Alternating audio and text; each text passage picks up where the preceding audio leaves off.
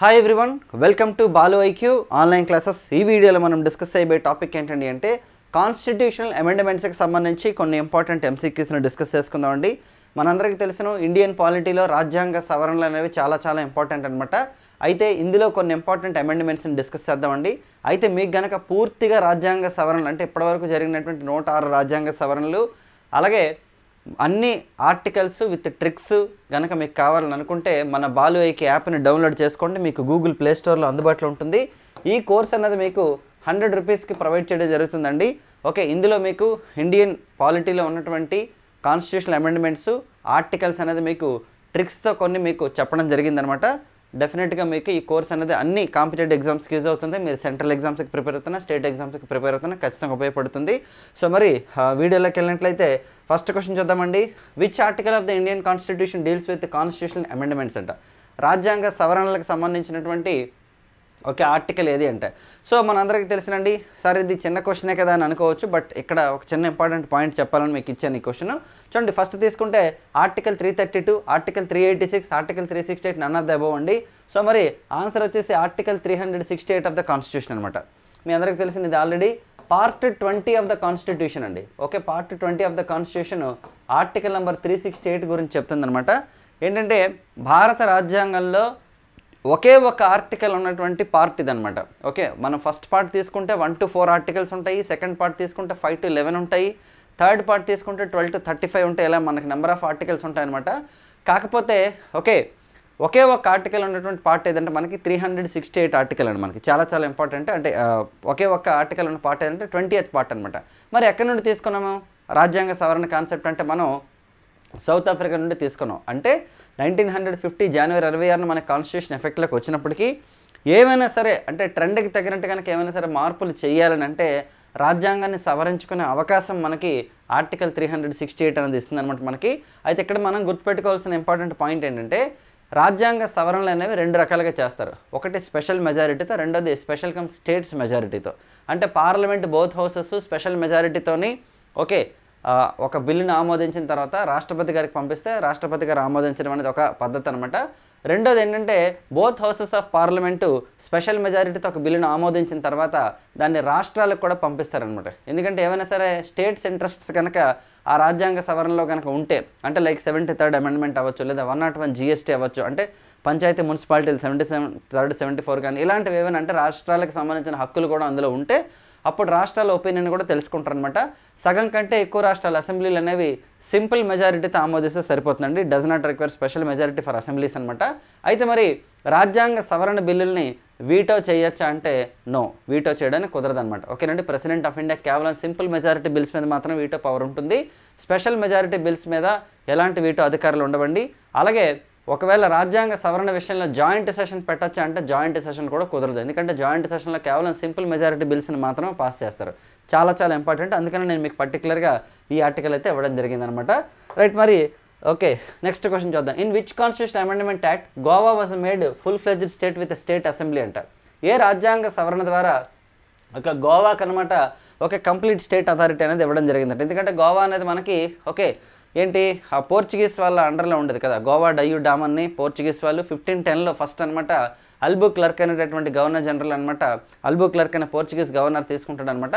ఆ తర్వాత కాలంలో అక్కడ వాళ్ళు కామన్ సివిల్ కోడ్ని ఇంట్రడ్యూస్ చేయడం జరిగింది. ఇదంతా మనకు తెలిసిన పాయింట్లే. అయితే తర్వాత దేశానికి స్వతంత్రం వచ్చిన తర్వాత నేను ఒక కేంద్రపాలిత ప్రాంతంగా ఉంచారండి. కానీ రాష్ట్ర హోదా మనకి ఎప్పుడు ఇచ్చారంటే ఏ రాజ్యాంగ సవరణ ద్వారా ఇచ్చారంటే ఆప్షన్స్ చూద్దాం. 43rd, 44th, 56, 57 అండి. 56th కాన్స్టిట్యూషన్ అమెండ్మెంట్ అండి. ఓకేనండి, 1987 అంటే రాజీవ్ గాంధీ గారు ప్రైమ్ మినిస్టర్ అనమాట. తీసుకుంటే 56th కాన్స్టిట్యూషన్ అమెండ్మెంట్ అండి ఫర్ గోవా అనమాట. 1987లో రాజీవ్ గాంధీ గారి ప్రభుత్వంలో అనమాట ఈ అమెండ్మెంట్ అయితే వచ్చింది. అయితే గోవాకి ఓకే మొత్తం 40 అసెంబ్లీ స్థానాలతో అనమాట ఈ రాజ్యాంగ సవరణ ద్వారా అనమాట అసెంబ్లీని క్రియేట్ చేసి స్టేట్ హోదా అయితే ఇవ్వడం జరిగిందనమాట. అలాగే ఇంకొక ఇంపార్టెంట్ పాయింట్ ఏంటంటే మనకి ఆర్టికల్ నెంబర్ 371 ఉంది. అంటే special provisions for some particular areas అనమాట. యాక్చువల్లీ 371A నుంచి కూడా మనకు ఉన్నాయన్నమాట. అందులో గోవాకి 371Iలో కొన్ని ఓకేనండి ప్రత్యేక ప్రొవిజన్స్ అయితే యాడ్ చేయడం జరిగింది. ఈ క్వశ్చన్ చాలాసార్లు అడిగాడు మనకి. 371 ఆర్టికల్ నుంచి అది జతపరచమని అడుగుతాడు ఏ రాష్ట్రానికి సంబంధించినవని. ఓకే, ఎగ్జాంపుల్ తీసుకుంటే 371Dలో మనకి ఏం చేశారంటే ఓకే జోనల్ సిస్టమ్ అని మనకి ఇంట్రడ్యూస్ చేయడం జరిగింది. అలాగే 371Eలో వచ్చేసి మనకి హైదరాబాద్ సెంట్రల్ యూనివర్సిటీ అనమాట, మన తెలుగు రాష్ట్రాలకు సంబంధించి 371D అండ్ 371 అంటే ఉమ్మడి ఆంధ్రప్రదేశ్లో మనకి చేయడం జరిగింది. అలా 371 ఆర్టికల్లో చాలా రాష్ట్రాలు ఉంటాయన్నమాట. అందులో ఓకే గోవాకి సంబంధించి తీసుకుంటే మనకి 371I అనేది చాలా చాలా ఇంపార్టెంట్ అనమాట. ఓకేనండి, రైట్. మరి నెక్స్ట్ క్వశ్చన్ చూద్దాం. Okay right, which of the constitutional amendment act okay an authoritative text of the constitution Hindi was provided to the people of India by the president of India. ఓకేనండి, ఏ రాజ్యాంగ సవరణ చట్టం రాష్ట్రపతి ద్వారా భారత ప్రజలకు హిందీలో రాజ్యాంగం అధికార గ్రంథాన్ని అందించిందంట. అంటే యాక్చువల్లీ భారత రాజ్యాంగం మనకి ఇనీషియల్గా మనకి ఇంగ్లీష్లో రాయబడింది అనమాట. తర్వాత దీన్ని ట్రాన్స్లేట్ చేయడం జరిగిందనమాట హిందీలోకి. అయితే ఇంగ్లీష్లో ఉన్నటువంటి టెక్స్ట్కి ఎలాంటి ఇంపార్టెన్స్ ఉంటుందో సేమ్ ఓకేనండి importance will be given for the ఓకేనండి హిందీ టెక్స్ట్ అని చెప్పేసి మనకు కూడా ఈ కాన్స్టిట్యూషనల్ అమెండ్మెంట్ అయితే మనకు చెప్తుంది అనమాట. ఇది వచ్చేసి మనకి 58th కాన్స్టిట్యూషనల్ అమెండ్మెంట్ అండి. ఓకే 58 రాజ్యాంగ సవరణ అనమాట. ఇది కూడా 1987 అంటే మనకి రాజీవ్ గాంధీ గారి గవర్నమెంట్ టైంలోనే వచ్చిందనమాట యాక్చువల్లీ. ఓకేనండి 58వ రాజ్యాంగ సవరణ 58 భారత రాజ్యాంగాన్ని హిందీ భాషలోకి అనువాదం చేసినప్పటికీ దానికి కూడా సాధారణ రాజ్యాంగానికి ఉన్నటువంటి ప్రామాణికత ఉంటుంది. అంటే సేమ్ అనమాట. సో సేమ్ టెక్స్ట్ ఏదైతే మనకి parts of the constitution, schedules of the constitution and total number of articles ఇవన్నీ కూడా ఏదైతే మనకి 1949 నవంబర్ 26న భారత రాజ్యాంగ పరిషత్తు రాజ్యాంగాన్ని ఆమోదించిందో సేమ్ టెక్స్ట్ అనమాట మనకి 1987లో 58th అమెండ్మెంట్ ద్వారా హిందీలో కూడా తర్జుమా చేసి ఓకే దానికనమాట సేమ్ ప్రామాణికత ఇవ్వడం జరిగింది. చాలా చాలా ఇంపార్టెంట్ ఇది. ఓకేనండి, రైట్. మరి నెక్స్ట్ క్వశ్చన్ చూద్దామండి. అంటే ఈ అమెండ్మెంట్స్ నేను ఎప్పుడు కూడా మనం డిస్కస్ చేయలేదన్నమాట మన యూట్యూబ్ ఛానల్లో కానీ. సో అందుకని చెప్పేసి నేను మీకు పర్టికులర్గా ఇవ్వడం జరిగింది. రైట్, చూడండి, ప్రభుత్వ ఉద్యోగాల్లో ప్రమోషన్లో రిజర్వేషన్స్ కల్పించినటువంటి రాజ్యాంగ సవరణ అంటే which of the following constitution amendment has given the reservations in employment అంటే పబ్లిక్ ఎంప్లాయ్మెంట్లో ప్రమోషన్స్లో రిజర్వేషన్స్ కల్పించినటువంటి రాజ్యాంగ సవరణ ఏది అంట. ఓకే 76, 77, 78, 79 అండి. చూడండి 77th కాన్స్టిట్యూషనల్ అమెండ్మెంట్ అండి, వెరీ వెరీ ఇంపార్టెంట్. ఇది కూడా 77వ రాజ్యాంగ సవరణ ఏంటండి అంటే మనకి ఓకే ప్రభుత్వ ఉద్యోగాల్లో ప్రమోషన్స్లో అనమాట ఎవరైతే మనకి షెడ్యూల్ కాస్ట్ మరియు షెడ్యూల్ ట్రైబ్స్ ఉంటారో వాళ్ళకి ప్రమోషన్స్లో రిజర్వేషన్స్ కల్పించేటటువంటి రాజ్యాంగ సవరణ మనకి 77th అమెండ్మెంట్ అండి. ఇది మనకి పివి నరసింహారావు గారి గవర్నమెంట్లో వచ్చిందనమాట. ఓకేనా, దీని గురించి కూడా చాలా ఇంపార్టెంట్. మరి మనం అబ్జర్వ్ చేసినట్లయితే ఆర్టికల్ నెంబరు 16లో 4A ఓకేనండి, ఆర్టికల్ నెంబర్ 16లో 4A అనేటటువంటి కొత్త ప్రొవిజన్ యాడ్ చేశారు. ఎందుకంటే article number 16 of the constitution ఏం చెప్తుందంటే మనకి equal opportunities in the public employment. So public ఎంప్లాయ్మెంట్కి సంబంధించి ఎలాంటి రాజ్యాంగ సవరణ చేసినప్పటికీ కూడా అది ఆర్టికల్ 16లో భాగంగానే చేస్తారు. కాబట్టి ఈ రాజ్యాంగ సవరణలో మనకి 16లో ఆర్టికల్ 4A అనే దాన్ని మనకి స్పెషల్గా యాడ్ చేయడం జరిగిందనమాట. చాలా చాలా ఇంపార్టెంట్. ఓకేనండి, రైట్. ఇది 1995లో వచ్చింది. సో మనకి 1991 నుంచి 96 వరకు మనకి పివి నరసింహారావు గారు వచ్చేసి మనకి ప్రైమ్ మినిస్టర్గా ఉన్నారనమాట. ఇవన్నీ నేను మీకు ఆల్రెడీ యాప్లో చెప్పాను. ఓకే, ప్రాపర్గా మీకు టోటల్ ఇండియన్ పాలిటీ కావాలనుకుంటే ఇండియన్ పాలిటీ మొత్తం మీరు తీసుకోవచ్చు. లేదు ఓన్లీ మాకు ఆర్టికల్స్ అమెండ్మెంట్స్ సరిపోతాయి మేము నేర్చుకుంటామనంటే అవన్నీ ఒక దగ్గర అనమాట. ఇన్ఫ్యాక్ట్ సుప్రీంకోర్టు జడ్జిమెంట్స్ కూడా మీకు యాడ్ చేయడం జరిగింది. అందులోనే articles, amendments and supreme court judgements ఇవన్నీ కలిపి ఒకే కోర్సులో మీకు అందుబాటులో ఉన్నాయి. సో కాబట్టి అది మీరు తీసుకున్నట్లయితే మీరు ఆల్రెడీ కంటెంట్ కనుక చదువుకున్నట్లయితే మీకు best revision and best practice అవుతుంది అనమాట గ్యారంటీగా. కింద డిస్క్రిప్షన్లో ఉన్న బాలువైక్ యాప్ లింక్ ద్వారా మీరు దాన్ని తీసుకోండి. త్వరలో మనం పాలిటీ కరెంట్ అఫైర్స్ కూడా స్టార్ట్ చేస్తాం. ఓకే, క్వశ్చన్ చూద్దామండి. ఢిల్లీ మరియు పాండిచ్చేరి అసెంబ్లీ సభ్యులకు రాష్ట్రపతి ఎన్నికల్లో ఓటేసే హక్కును కల్పించినటువంటి రాజ్యాంగ సవరణ ఏదంటే ఢిల్లీ మరియు పాండిచ్చేరి అసెంబ్లీ మెంబర్స్కి okay president of India elections అంటే మనకి ఆర్టికల్ నెంబర్ 54లో మనకి ఏంటంటే electoral college of president of India ఒకటి ఉంటుందన్నమాట. భారతదేశంలో ఉన్నటువంటి ఎంపీలు అంటే పార్లమెంట్లో ఉన్నటువంటి ఎంపీలు అంటే నామినేటెడ్ మెంబర్స్ కాకుండా అలాగే MLAs of all the states అంటే ఎక్స్క్లూడింగ్ నామినేటెడ్ మెంబర్స్ అనేది వేసుకోవచ్చు అనమాట ఓటు ప్రెసిడెంట్ ఎలక్షన్స్లోని. అయితే మరి తర్వాత ఒక రాజ్యాంగ సవరణ చేసి ఢిల్లీ అండ్ పాండిచ్చేరి అసెంబ్లీ మెంబర్స్కి కూడా ఇవ్వడం జరిగిందనమాట. అంటే ఓటేసి అధికారం ఇవ్వడం జరిగిందని. మరి ఏ అమెండ్మెంట్ చేశారండి 69, 70, 71 అండ్ 72 అండి. చూడండి ఇక్కడ okay 70th constitutional amendment 69 amendment ఏం చెప్తుందంటే మనకి ఓకే ఢిల్లీకి ఒక అసెంబ్లీని క్రియేట్ చేస్తారండి 70 మెంబర్స్తోని. అలాగే రాజధాని ప్రాంత హోదా అయితే ఇవ్వడం జరిగింది ఢిల్లీకి. అలాగే మరి ఢిల్లీలో అసెంబ్లీ ఉంది, పాండిచ్చేరిలో అసెంబ్లీ ఉంది. మరి అసెంబ్లీ అంటే ఏంటి? పబ్లిక్ ద్వారా ఎన్నికైనటువంటి ఎమ్మెల్యేలు ఉంటారు అసెంబ్లీలోని. మరి భారతదేశంలో ఉన్న అందరు ఎమ్మెల్యేలు పబ్లిక్ ద్వారా ఎన్నికైన అందరు ఎమ్మెల్యేలు ప్రెసిడెంట్ ఆఫ్ ఇండియా ఎలక్షన్స్లో ఓటేస్తారు. కాబట్టి why not Delhi assembly members అలాగే పాండిచ్చేరి అసెంబ్లీ మెంబర్స్ అని చెప్పేసి గవర్నమెంట్ ఆఫ్ ఇండియా అనుకుని ఏం చేసింది అంటే okay according to the 70th constitutional amendment ద్వారా ఓకేనండి ఢిల్లీ మరియు పాండిచేరి అసెంబ్లీ మెంబర్స్, ఢిల్లీలో మనకి 70 మంది ఎమ్మెల్యేలు ఉంటే పాండిచేరిలో 30 మెంబర్స్ అంటే టోటల్ 100 మెంబర్స్ ఉంటారనమాట. యాక్చువల్లీ చాలా చాలా ఇంపార్టెంట్. ఓకే, 70వ రాజ్యాంగ సవరణ మనకి. ఓకేనండి, నెక్స్ట్ చూడండి అమ్మా. రైట్, ఒరియా అనే పదం స్థానంలో, ఓకే, ఒరియా అనే పదం స్థానంలో ఒడియా అనే పదాన్ని వాడాలని ఏ రాజ్యాంగ సవరణ ద్వారా మనకి యాడ్ చేశారంట.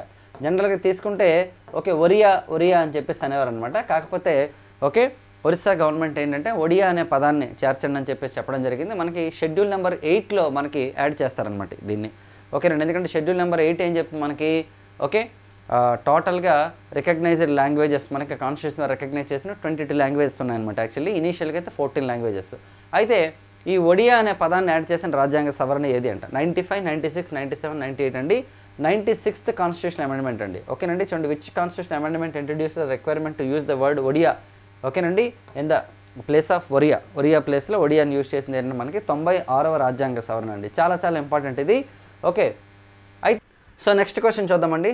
చూడండి, కేంద్ర పాలిత ప్రాంతాల అంటే యూనియన్ టెరిటరీస్లో ఉన్నటువంటి పరిపాలన అధికారులకు ఆర్డినెన్స్లు జారీ చేయడానికి ఓకేనండి అవకాశం కల్పించినటువంటి రాజ్యాంగ సవరణ ఏది అంటే మనకి యూనియన్ టెరిటరీస్ ఉంటాయి కదమ్మా.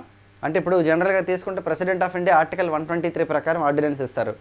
అలాగే ఇంకెవరు మనకి గవర్నర్ గారు వచ్చేసి ఆర్టికల్ 213 ప్రకారం ఆర్డినెన్స్ ఇస్తారు. మరి ఎవరైతే మనకి కేంద్రపాలిత ప్రాంతాల్లో ఉంటారో, ఓకే లెఫ్టినెంట్ గవర్నర్స్ అవ్వచ్చు, ఓకే అక్కడ ఆఫీసర్స్ ఎవరైతే ఉంటారో అంటే ఆ ప్రాంతాన్ని ఎవరైతే పరిపాలిస్తున్నారో వాళ్ళు అవ్వచ్చు, వాళ్ళకు కూడా ఆర్డినెన్స్ జారీ చేసే అధికారులు ఉంటాయన్నమాట. మరి ఏ రాజ్యాంగ సవరణ ద్వారా కల్పించారంట? 27, 28, 29, 30 అండి.